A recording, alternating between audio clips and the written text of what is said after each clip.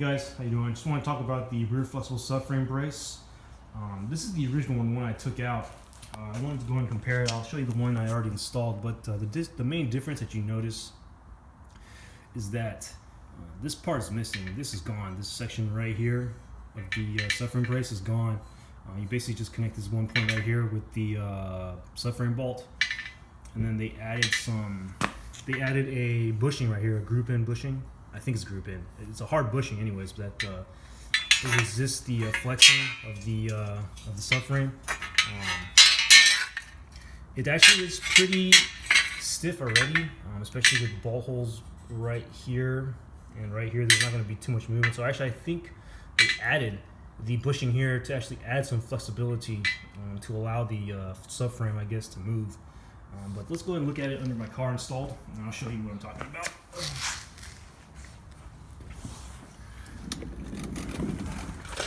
So that's the lateral link. Here, up here where I'm shining my light, that is the flexible subframe brace.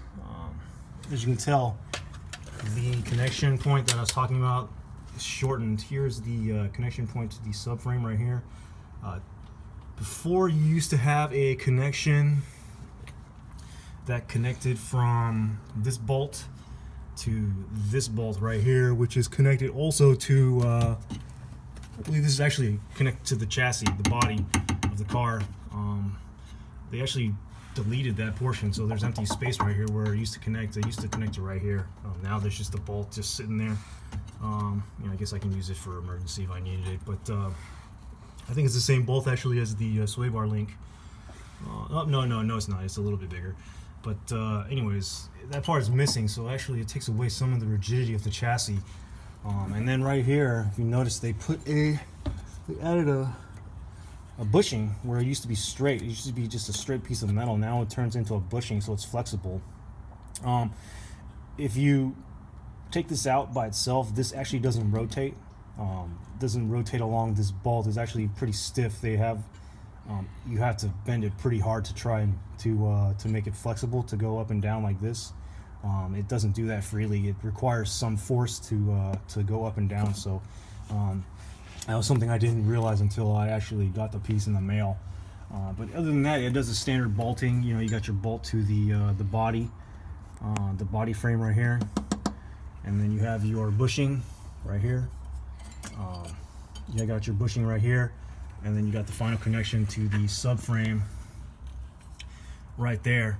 And then of course that missing area should be connecting to the missing area between this section and this section is just empty space now. So actually I think it makes the rear more flexible. It allows the subframe to move up and down a little bit better. Why it does that? I mean, my assumption is that it allows the tires, the wheels to grip the ground a little bit better. I can't imagine why else it does it. I mean, it makes the chassis, I believe it takes away the stiffness of it by allowing the subframe to move independently a little bit more than the actual body. So that's the one thing I'm thinking about. So I mean, that's the only thing. I mean, if anybody has any idea how this improves chassis stiffness, you can please leave some comments in the section below. My only assumption is actually it allows the chassis to be more flexible so that the wheels can better grip and contact the ground. But this was the piece I was talking about that I think complements the trunk draw stiffener that I installed in the trunk. But it's a great piece. It's pretty expensive, easy to install. One thing I suggest is you don't remove both subframe bolts at the same time.